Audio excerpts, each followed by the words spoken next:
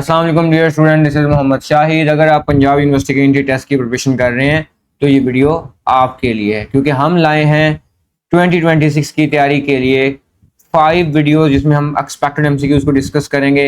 हर video में 20 MCQs को discuss करेंगे और इस तरह से हम करेंगे 5 वीडियोस 5 दिन के साथ, यानी 100 एमसीक्यूज विद 100 कॉन्सेप्ट्स। तो स्टार्ट करते हैं। पहला एमसीक्यू है the electrical analog of maths in electricity. Electricity में जो मैथ्स का एनालॉगस है उस क्वांटिटी को हम क्या यहाँ पर कहेंगे? उस क्वांटिटी को हम यहाँ पर कहेंगे इंडक्टेंस। इंडक्टेंस कैसे आएगा? क्योंकि मैथ्स जो है वो किसी भी चेंज को रेजिस्ट करती है, यानी मैथ्स जो है ये प्रॉपर्टी है इनर्शिया की। अगर किसी बॉडी में इनर्शिया है तो हम उसको मूवमेंट प्रोवाइड करेंगे तो वो पहले रेजिस्ट करेगा, मूवमेंट को रुकावट करेगा, मूवमेंट नहीं, अपनी अंदर चेंजेस नहीं आने देगा। यानी अगर वो रेस्ट की स्टेट के अंदर है तो वो रेस्ट में ही रहेगा, और अगर वो यूनिफॉर्म मोशन के साथ मूव कर रहा है तो वो चाहता है कि वो यूनिफॉर्म मोशन के साथ मूवमेंट करता रहे। इस तरह से हम कहेंगे कि ये मैथ्स जो है ये इनर्शिया जैसी प्रॉपर्टी रखता है। तो यहाँ पर इंडक्टेंस भी सेम बिहेवियर देता है, यानी अगर हम किसी इंडक्टेंस के अंदर से करंट पास आउट करवाएं तो उस इंडक्टर की ये कोशिश होती है कि वो करंट अपने अंदर गुजारे ही ना, अपने अंदर से करंट गुजरने ना दे, क्योंकि ये रेजिस्ट करता है। लेकिन जब हम करंट को ऑफ करते हैं, स्विच को ऑफ करते हैं, तो करंट की रुकावट, करंट रुक जाता है। तो उस केस में इस इंडक्टर के इर्द गिर्द जो मैग्नेटिक फील्ड लाइंस होती हैं वो इतनी ज़्यादा होती हैं कि अब वो इस करंट को रुकने से मना करती है और वो कोशिश करता है कि वो करंट उसमें से गुजरता रहे। लेकिन वक्त के साथ साथ एक मैग्नेटिक फील्ड कम हुई, 2 मैग्नेटिक फील्ड कम हुई, और आहिस्ता आहिस्ता जो करंट की वैल्यू वो 0 हो जाती है। इसका मतलब ये जिस तरह इनर्शिया मैथ्स जो है वो इनर्शिया के साथ एसोसिएटेड है, ऐसे ही इलेक्ट्रिसिटी में इन जो इंडक्टेंस है ये मैथ्स का एनालॉगस है। इसका आंसर रेजिस्टेंस नहीं हो सकता, क्योंकि रेजिस्टेंस जो है ये फ्रिक्शन की तरह का काम करता है कि ये रोकता है, ये रुकावट क्रिएट करता है। ठीक है, जिस तरह फ्रिक्शन और इनर्शिया में फ़र्क होता है, इस तरह से बिल्कुल यहाँ इस केस में इंडक्टेंस में और रेजिस्टेंस में फ़र्क है। नेक्स्ट एमसीक्यूज को देखें। तो which of the following relation is correct? इनमें से कौन सा रिलेशन करेक्ट है? पहले हम देखें फार्मूला मैग्नेटिक फील्ड के लिए, वो है जी F is equal to I L B. Magnetic field find करनी है तो B is equal to F divide by I L. Value put करें। फोर्स का यूनिट न्यूटन होता है, करंट का एम्पेयर होता है और लेंथ का होता है मीटर। तो ये बनेगा Newton per ampere per metre, तो Newton per ampere per metre. और दूसरा हम यूनिट देखें कि वेबर पर मीटर स्क्वायर कैसे बनेगा, तो फ्लक्स इक्वल टू होता है B डॉट ए। तो ये बी ए जो है वो इस तरफ आकर डिवाइड हो जाता है, तो flux divide by area that is equal to B, और B is equal to flux का यूनिट वेबर और एरिया का मीटर स्क्वायर। तो वेबर पर मीटर स्क्वायर और newton per metre per ampere ये दोनों बी के यूनिट है, तो पहला ऑप्शन तो ठीक है। ठीक है, अगला ऑप्शन देखें तो 1 वेबर पर मीटर स्क्वायर को 1 टेस्ला भी कहते हैं। ठीक है, ये इस पूरे फॉर्मूले को 1 टेस्ला भी, 1 टी टेस्ला भी कहते हैं, तो ये ऑप्शन भी ठीक है। उसके बाद जी जो 1 टेस्ला है कह रहा है 10 की पावर 4 गॉस के इक्वल होता है। हमें पता होना चाहिए कि यूनिट जो है वो 3 तरह के होते हैं, एक एम के एस होता है, एक सी जी एस होता है और एक एस आई यूनिट होते हैं। तो जो ये 1 टेस्ला इज इक्वल टू 10 की पावर 4 गॉस है, ये सी जी एस में है, तो ये यूनिट भी ठीक है। 1 टेस्ला 10 की पावर 4 गॉस, यानी इसमें ऑल ऑफ दीज सारे ही ऑप्शन करेक्ट है, तो यही इसका आंसर है। Next MCQ, force in term of base units. Base unit में फोर्स लिखना है तो फोर्स का formula F is equal to m a, mass kilogram होता है और एक्सीजन मीटर पर सेकंड स्क्वायर, तो किलोग्राम मीटर पर सेकंड स्क्वायर। तो this is the option A is right answer here. Next चीज easy MCQ is the an electrical charge in uniform motion produces. अगर तो चार्ज जो है वो रेस्ट के अंदर है तो वो उसके साथ जो फील्ड लाइंस एसोसिएटेड होती हैं वो इलेक्ट्रिक फील्ड लाइंस होती हैं। अगर वो मूव कर रहा है, मोशन के अंदर है, तो उसके पास मैग्नेटिक फील्ड लाइंस वो उसके साथ एसोसिएटेड होती हैं। क्योंकि अब वो चार्ज मूव कर रहा है यूनिफॉर्म मोशन से, तो रेस्ट में उसके पास जो इलेक्ट्रिक फील्ड लाइंस हैं, और जब वो मूव कर रहा है तब उसके पास मैग्नेटिक फील्ड लाइंस है। तो मूव करते हुए उसके पास दोनों किस्म की फील्ड लाइंस भी होंगी, मैग्नेटिक फील्ड लाइंस भी होंगी और उसके पास इलेक्ट्रिक फील्ड लाइंस भी होंगी। तो हम कहेंगे इसका ऑप्शन नंबर है, ये जो भी है इसका ऑप्शन नहीं लिखा हुआ है, both magnetic and electric field lines, they have the both electric and magnetic valence, कौन, इलेक्ट्रॉन्स की बात हो रही है या मूविंग चार्ज की बात हो रही है, डजंट मैटर कि वो प्रोटॉन है या वो इलेक्ट्रॉन है, दोनों के अंदर जो है वो दोनों फील्ड लाइंस होंगी अगर वो यूनिफॉर्म मोशन के साथ मूव कर रहे हैं तो। Next MCQ is the moment of inertia of thin rod.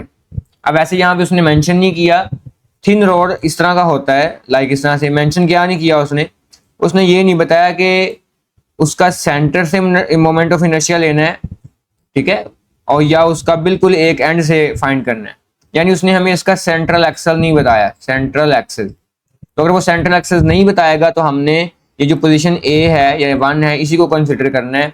तो इसमें जो moment of inertia is equal to 1/12 mr² होता है। और अगर इसका जो सेंट्रल एक्सल है वो एंड पे है तो एंड में जब सेंट्रल एक्सल होगा तो मोमेंट ऑफ इनर्शिया जो 1/3 ml² होगा। ये बात याद रखनी है, ये मोस्ट ऑफ स्टूडेंट्स को ये बात पता नहीं होती, ठीक है, वो किसी भी तरीके से एमसीक्यू को घुमा के पूछ सकता है। तो यहाँ पर इसका बनेगा 1/12 ml², ये कैपिटल एल है, ये 1/, ये हमारा राइट ऑप्शन। नेक्स्ट है ये pipe varies uniformly in diameter 2 meter to 4 meter. एक पाइप है उसका जो डायमीटर है वो यूनिफॉर्मली डिक्रीज हो रहा है इस तरह से, यहाँ से एक पाइप है वो यूनिफॉर्मली डिक्रीज हो रहा है जी आहिस्ता से, ये उसका 2 मीटर रह गया है और ये जो डायमीटर यहाँ पर ये है 4 meter. And incompressible fluid, incompressible fluid का मतलब से आपने ये बात समझनी है कि आइडियल फ्लूइड की बात हो रही है, ठीक है जी। आइडियल फ्लूइड की वैसे कौन कौन सी प्रॉपर्टी हैं, इनकम्प्रेसिबल होता है, उसकी जो डेंसिटी है यानी वो फिक्स होती है, उसके बाद वो स्मूथ मूव कर रहा होता है यानी उसकी जो मोशन है वो स्मूथ मूवमेंट होती है यानी लेमिनर फ्लो कर रहा होता है, लेमिनर फ्लो होता है।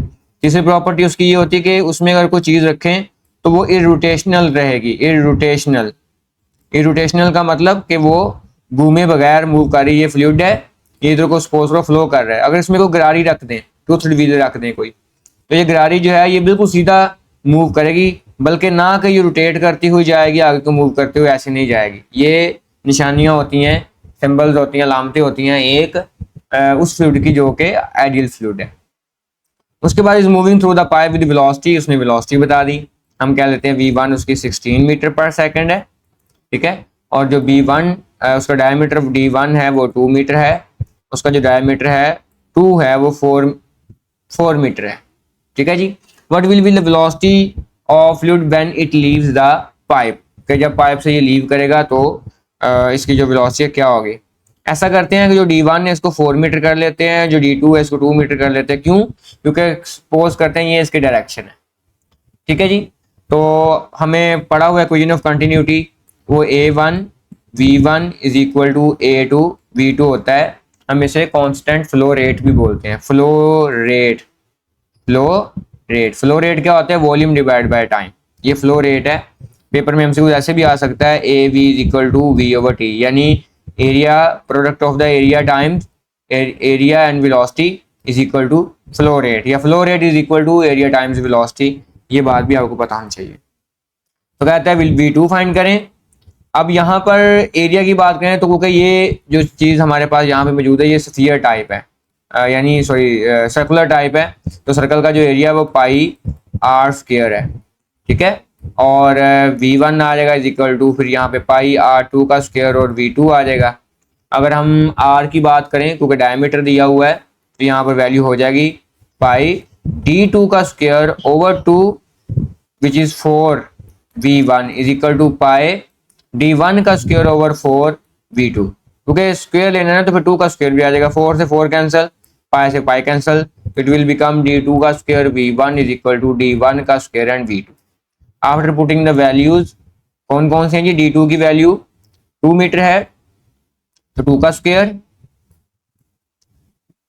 यहाँ पे हमने थोड़ा सा उल्टा कर दिया, ये v1 है ये v2 है, d1 है d2 है तो d1 है d2 है, तो यहाँ पर भी थोड़ी सी वैल्यू चेंज हो जाएगी।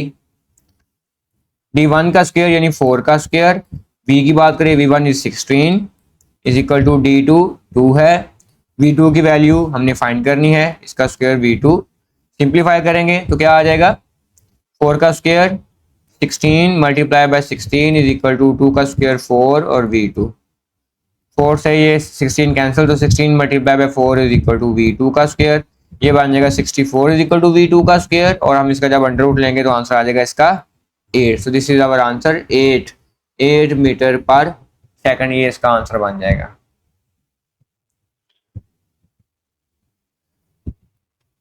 अगला एमसीक्यूज है the drag force decreases as the speed of the object moving through fluid. Drag force का फार्मूला है F is equal to 6 pi eta RV।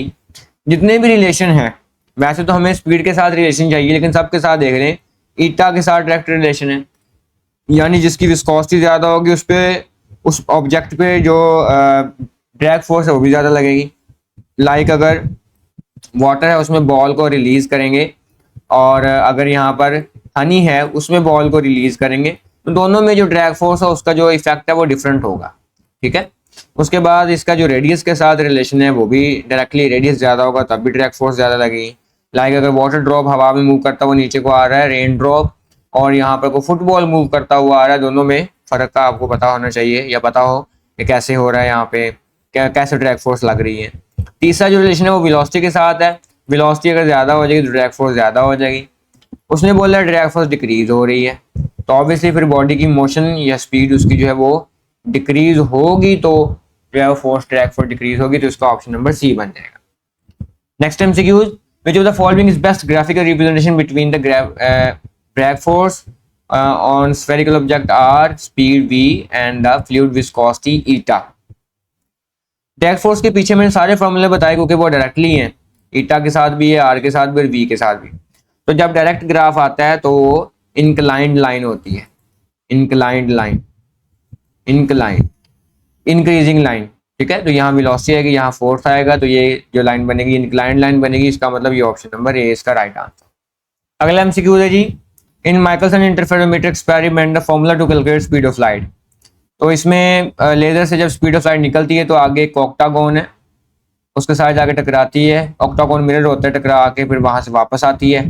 फर्ज करें अगर ये जिसके जाने का जो डिस्टेंस है वो d है, तो वापस आने का जो डिस्टेंस है ये भी d होगा, तो टोटल डिस्टेंस इसका 2d हो जाएगा। फार्मूला होता है डिस्टेंस का s equal to s over t is equal to v, और यहाँ पे जो v है ये c हो जाएगा क्योंकि स्पीड ऑफ लाइट है। तो टाइम फाइंड करना है तो t is equal to s over c, s यहाँ पे 2d ओवर c। टाइम का एक और फॉर्मूला है t is equal to 1 over 8f होता है। दोनों वैल्यू को कंपेयर करें, कोई ये नंबर 1 को और कोई ये नंबर 2 को, यहाँ से हम c निकाल लेंगे। टाइम नहीं फाइंड करना, sorry, c speed of light calculate करनी है। तो ये बनेगा 2d over c is equal to the 1 over 8f, cross multiply करवाएं तो 16fd is equal to c। तो this is our right answer, 16fd, c option number D आ जाएगा हमारा आखिरी MCQ, last option D. In simple pendulum the tension of spring, हमें tension of spring find करनी किसकी वजह से होती है, हम देखेंगे वो g small g cos theta की वजह से है, mg cos थीटा की वजह से, या mg sin थीटा की वजह से।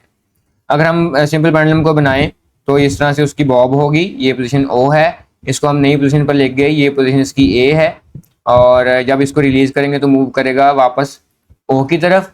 इस तरह से ये यहाँ पे जो एंगल बनेगा उस एंगल को हम यहाँ पर कहेंगे x, क्योंकि ये x लिखा हुआ है। हाँ, ये बात आपने याद रखनी है, अगर वो यहाँ पर एंगल कहे तो जो है वो कंपोनेंट और तरह से आने हैं। अब यहाँ पे उसने क्योंकि दिया हुआ एंगल जिसकी बात करा तो हम यहाँ पे x लेंगे। अगर हम इस बॉब के दो कंपोनेंट बनाएं, इसके सामने इस तरह एक कंपोनेंट इसका ये बनाएं और दूसरा कंपोनेंट हम इसका ये बनाएं, ये दो कंपोनेंट बन गए। इस कंपोनेंट को यहाँ पे उठा के हम इधर ले आते हैं, यहाँ पर ये कंपोनेंट बन गया इस तरह से, और इसके सामने एक हम ये स्ट्रेच कर लिए, तो ये बन गई ट्राइंगल। ये 90 डिग्री का एंगल हो गया। ये जो एंगल x है यहाँ पर भी ये एंगल x है। ठीक है, उसके बाद याद रखना है आपने कि जो एंगल के सामने वाली साइड होती है ये परपेंडिकुलर होती है। 90 एंगल के सामने वाली साइड जो है इसको हाइपोटेन्यूस बोलते हैं, और ये जो साइड हमें नजर आ रही है ये बेस है। जिस तरह आपको ट्राइंगल पढ़ाई गई थी ऐसे करके कंपोनेंट याद होगा, तो ये बेस होगा, ये परपेंडिकुलर होता है, ये बेस होता है, ये हाइपोटेन्यूस। तो ये cos थीटा x एक्सिस के साथ आता था, तो ये बेस के साथ cos थीटा आता है, तो यहाँ पर बन जाएगा cos थीटा। और ये किसके कंपोनेंट बना रहे हैं, इस बॉब के वेट के, तो ये बन जाएगा mg cos थीटा। ये परपेंडिकुलर है, बन जाएगा mg sin थीटा। अब ये जो कंपोनेंट है एक mg cos थीटा बन गया, mg sin थीटा, यानी ये वाला जो कंपोनेंट ये mg sin थीटा है। तो अगर मैं इस बॉब को जो कि ए पोजीशन पर है इसको मैं ओ पे लेके आता हूँ तो यहाँ पर इसका जो कंपोनेंट है वो नीचे को होगा टेंशन की वजह से, और ये कंपोनेंट भी नीचे को है जिसको मैंने बेस कहा हुआ था, तो ये एम जी कॉस थीटा बनेगा। तो आपने याद रखना है, ये बन जाएगा option number b m g cos theta. हाँ, एक और बात याद रखें, एम डी कैट में लास्ट टाइम ये एमसीक्यू आ चुका है, तो आपको पता होना चाहिए क्योंकि कोई भी इंडी टेस्ट किसी भी तरह का बन सकता है। अगर ये वाला एंगल थीटा इसको वो थीटा मानता, ये एंगल थीटा होता, तो फिर आपने ये जो एम जी साइन, इसका आंसर है उल्टा आता है, यानी एम जी कॉस थीटा नहीं बल्कि अब एम जी साइन थीटा हो जाएगा अगर वो इस एंगल को कंसिडर करता है तो। ठीक है, तो आपने बस क्योंकि हमने सादा केस पढ़ा हुआ है ये वाला एंगल, तो बस इसका आंसर जो है वो एम जी कॉस थीटा ही होगा। नेक्स्ट एमसीक्यू है जी, two waves of slightly different frequency and travelling in same direction. इसके 3 केसेस होते हैं और तीनों के तीनों केसेस जो है वो डायरेक्शन के ऊपर डिपेंड करते हैं और फ्रीक्वेंसी के ऊपर डिपेंड करते हैं। ये आपने दोनों बातें अब याद रखनी है, तीनों के तीनों केसेस मैंने बता देने हैं। अगर तो उनकी फ्रीक्वेंसी सेम हो और उनकी जो डायरेक्शन है वो भी सेम हो तो ऐसे वाले केस में प्रोड्यूस होगा इंटरफेरेंस का फिनोमेना, इंटरफेरेंस। अगला केस है जी, अगर उनकी डायरेक्शन सेम हो लेकिन फ्रीक्वेंसी में स्लाइट डिफरेंस हो, स्लाइट का मतलब बहुत कम सा डिफरेंस हो, तो वहां पर जो प्रोड्यूस होगा फिनोमेना वो कहलाएगा बीट। जैसे अगर आप बात करें एम्बुलेंस की, तो जो एम्बुलेंस है उसमें 2 ही फ्रिक्वेंसी चल रही होती हैं, टी टा। तो हम देख रहे हैं यहाँ पे 2 ही है, लोअर और हायर, लोअर और हायर, तो 2 फ्रिक्वेंसी है, तो ये फ्रिक्वेंसी बीट कंसिडर करती है। और ये भी याद रखना है कि जो इंसानी कान है सिर्फ 10 जो है वो डिफरेंट फ्रिक्वेंसी को फील कर सकते हैं, 10 बीट्स को अंडरस्टैंड कर सकते हैं। अगर 1 सेकंड में ज्यादा फ्रिक्वेंसी अब चलाएंगे तो वो उस साउंड को बियर नहीं कर सकता, यानी बियर क्या, उसको समझ नहीं पाएगा कि मतलब कितनी साउंड चल रही है। फॉर एग्जाम्पल क्वाली चल रही है, उसमें 10 डिफरेंट किस्म के इंस्ट्रूमेंट चल रहे हैं, तो आप 10 की आवाज पहचान लेंगे, तो बेशक उसकी फ्रिक्वेंसी में थोड़ा सा फर्क हो, डायरेक्शन सेम हो साउंड की। लेकिन अगर 10 से ज्यादा हो जाएंगे, 11 हो जाएंगे, तो फिर उसको वो इंसानी कान जो है वो डिफरेंस उसमें नहीं क्रिएट कर सकता। और अगला है जी, अगर उसकी जो डायरेक्शन है वो ऑपोजिट हो बट फ्रीक्वेंसी उनकी जो है वो सेम रहे, तो ऐसे केस में जो चीज प्रोड्यूस होती है उसको बोलते हैं स्टेशनरी वेव। तो ये तीनों बातें आपने याद रखनी है। लेकिन यहाँ पर हमारे वाले केस में क्या आएगा, अब आपको पता चलना चाहिए कि ये स्लाइटली डिफरेंस है और ट्रैवलिंग सेम डायरेक्शन है, तो इसका मतलब ये बात हो रही है इस वक्त बीट की, तो ये बीट प्रोड्यूस होगी यहाँ पर। ठीक है, उसने ये नहीं पूछा कितनी की, तो बीट बस प्रोड्यूस हो रही, this is our right answer. Next है जी, transverse wave can not set up है, ये राइटिंग या टाइपिंग मिस्टेक है। ट्रांसवर्स वेव की स्पेलिंग मिस्टेक है। सेटअप होती है जी, ये होती है फ्लूइड्स के अंदर, फ्लूइड्स के अंदर नहीं हो सकती, मेटल में भी हो सकती है, सॉलिड में भी हो सकती है, सॉइल में भी हो सकती है, फ्लूइड्स में नहीं हो सकती क्योंकि उसमें रिजिडिटी नहीं होती। जो मटेरियल रिजिड होते हैं उनमें जो है वो ट्रांसवर्स वेव पैदा होती है। ठीक है, तो फ्लूइड्स में जैसे कि आप देख रहे हैं, कॉमन सेंस है, आपने पढ़ा हुआ है, जो साउंड है अगर वाटर में ट्रेवल करे या एयर में ट्रेवल करे, वाटर साउंड जो है वाटर में हो, वाटर में नहीं सॉरी एयर में हो, साउंड एयर में से गुजरती है ना, तो एयर में जो साउंड गुजरती है तो हम साउंड को जो है वो लॉन्गिट्यूडनल वेव में उसको कंसिडर किया हुआ है, तो क्योंकि तो गैस और लिक्विड दोनों को मिला के हम उस मटेरियल को फ्लूइड कहते हैं, दोनों मटेरियल्स को, गैस को, लिक्विड को। ठीक है, नेक्स्ट चलते हैं जी, what is the period of important MCQs है, what is the period of mass, हमने टाइम पीरियड फाइंड करना है। और कहता है कि जी if relation of mass to spring constant, time period का फार्मूला समझ आ जाना चाहिए, 2 फार्मूले, 2t पाई एल ओवर जी होता है, इस फार्मूले का यूज नहीं होगा, और एक होता है t is equal to 2 pi m over k। याद करने का आसान फार्मूला मैंने बताया हुआ था कि इस एक नाम याद कर लें, शहर का नाम है मामू कांजन, मामू का इंजन, मामू कांजन, जिस तरह से आपको याद रहता है आप कह लें, तो मामू का m और कांजन का k, तो मामू कांजन m ओवर k बन जाएगा फार्मूला। उसने कहा ये जो रेशियो है ना, रेशियो है, ये रेशियो लिखा हुआ है, कैपिटल रिलेशन नहीं है, ratio mass to spring constant की 1/4 है, यानी मैस ओवर के जो है ये इक्वल टू है 1/4 के। अगर हम वैल्यू पुट करते हैं तो आ जाएगा t इज इक्वल टू 2 पाई 1/4 का अंडर रूट, इसको सॉल्व करेंगे तो ये बन जाएगा t इज इक्वल टू 2 पाई 1/2, 2 से 2 कैंसिल हो जाएगा तो ये बन जाएगा ओनली अ पाई, तो इनके दरमियान एक पाई का फेज डिफरेंस होगा, पाई हमारा इसका आंसर बन जाएगा। पीरियड जो है वो पाई का डिफरेंस के साथ चल रहा है। नेक्स्ट है जी, source of sound way move toward the stationary observer. इसके 4 केसेस हैं। याद करने का आसान फार्मूला आपको बता रहा हूं कि अगर जो है वो सोर्स वो स्टेशनरी हो, यानी ऑब्जर्वर मूव कर रहा है, ठीक है, अगर तो मूव कर रहा है टूवर्ड, करीब जा रहा है ऑब्जर्वर के, सोर्स स्टेशनरी है और ये मूव कर रहा है toward the observer, apparent frequency हो जाएगी v plus u over v और f। अगर ये फार अवे हो रहा है, दूर जा रहा है उससे, तो क्या हो जाएगी f is equal to v minus u over v into f naught. और इसी तरह से अगर ऑब्जर्वर जो है वो स्टेशनरी है, वो नहीं मूव कर रहा, यानी अब सोर्स मूव कर रहा है, पहले सोर्स स्टेशनरी था और ये जा रहा है टूवर्ड, करीब जा रहा है ऑब्जर्वर के, तो फार्मूला हो जाएगा पेरेंट फ्रीक्वेंसी का f dash is equal to we over v plus u over f. और अगर वो दूर जा रहा है, अवे हो रहा है, तो v over v minus u over f. उल्टा कर दिया मैंने, माइनस यहाँ माइनस आना है और यहाँ प्लस आना है, ये मैंने उल्टा कर दिया। अगर ऑब्जर्वर मूव कर रहा है तो याद रखनी है ये बात आपने कि ऊपर जो है वो v प्लस यू फ्रीक्वेंसी आ जाएगी, ऊपर सम ऑफ वेलोसिटीज आ जाएगी, सॉरी। और अगर जो है वो सोर्स मूव कर रहा है तो आपने याद रखना है कि फिर बिलो जो है वो सम या डिफरेंस ऑफ जो है वो वेलोसिटीज आ जाएगा। तो इस तरह से आपने इस एमसीक्यू को सॉल्व करना है। सारे ऑप्शन लिखे हैं, अब आपको खुद इसकी पहचान होनी चाहिए।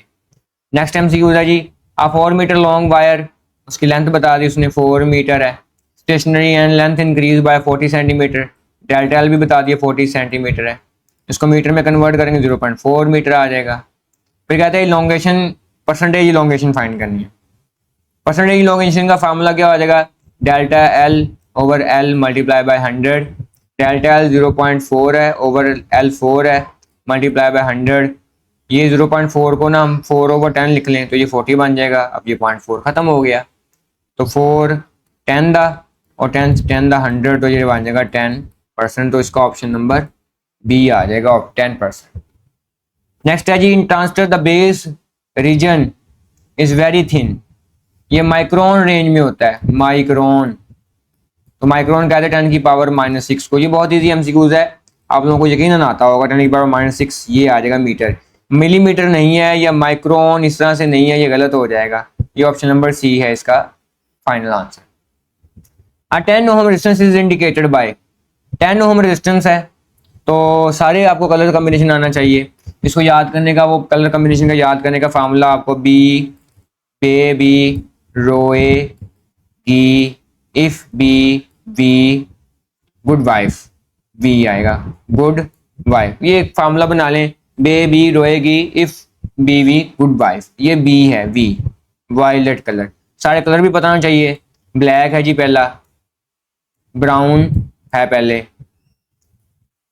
ब्राउन ब्लैक है, उसके बाद रेड है, ऑरेंज है, फिर उसके बाद येलो है, फिर ग्रीन है, फिर ये ब्लू है, उसके बाद ये वायलेट है, उसके बाद ग्रीन है और डब्ल्यू मीन वाइट। तो ये सारे कलर आपको याद होने चाहिए।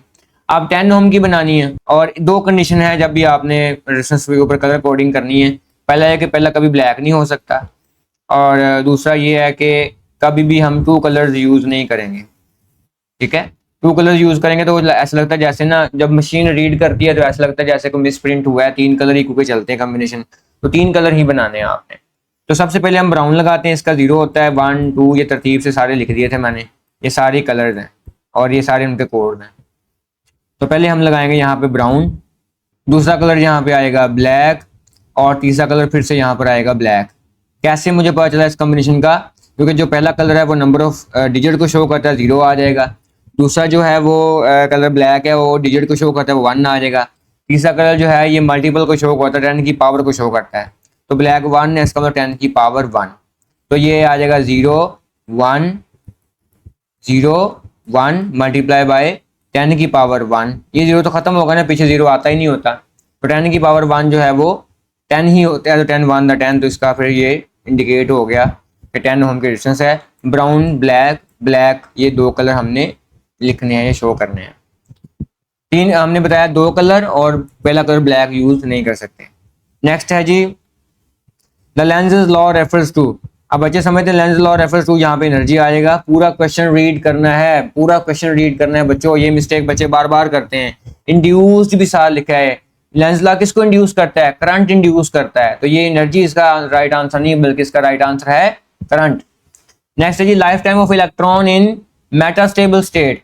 तो मेटास्टेबल स्टेट में ये 10 की पावर -3 सेकंड के लिए होल्ड करता है, और एक्साइटेड स्टेट के अंदर 10 की पावर -8 के लिए सेकंड के लिए स्टे करता है। तो इसका राइट आंसर क्या होगा? 10 की पावर -3। ये कंफ्यूज करता है बच्चों को, इसलिए बच्चे यहाँ मिस्टेक भी करते हैं।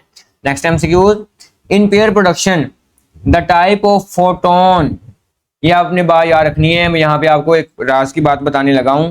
अगर इलेक्ट्रॉन्स अपनी वेव्स को या एनर्जी को निकाल रहा है इलेक्ट्रॉन, तो हमेशा निकलेगी एक्स रेज। लेकिन अगर न्यूक्लियस से रेज निकल रही है, न्यूक्लियस इमिट कर रहा है कुछ, तो फिर ये बात याद रखनी है कि वहां से हमेशा बनने वाली जो रेज होगी वो गामा रेज होगी, उनकी एनर्जी ज्यादा होती है। हाँ, उसके साथ एक्स रेज निकल सकती हैं, लेकिन इलेक्ट्रॉन कभी भी अपने अंदर से गामा रेज नहीं निकाल सकता। तो गामा रेज निकालेगा हमेशा न्यूक्लियस। तो याद रखना है कि यहाँ पर बनने वाला पेयर प्रोडक्शन ये न्यूक्लियस के ऊपर होती है, तो ये बनेगा गामा। अल्फा के स्पेलिंग भी यूज करने की जरूरत है, तो इसका आंसर बनेगा गामा रेज। ये था हमारा आज का लास्ट एमसीक्यूज। होप सो आपको समझ आ गई होगी। इसमें कोई भी किसी किस्म की क्यूरी हो तो मेरा व्हाट्सएप नंबर है 034907811108। वहाँ हमारे साथ रब्ता करें, इंशाल्लाह जो भी आपकी हेल्प हो सकेगी हम आपकी हेल्प जरूर करेंगे। और एक बात बिल्कुल याद रखनी है आपने कि जब भी आपका फेज 20 राउंड 2 2026 होता है, तो बेटा उसके जितने भी एमसीक्यू याद हो गए आप मुझे व्हाट्सएप पे लाजमी शेयर करें, ताकि मैं जल्दी उसका रिजल्ट अपलोड कर सकूं और बाकी बच्चों को भी बेनिफिट मिल सके। तब तक के लिए इजाजत दीजिए। अल्लाह हाफिज।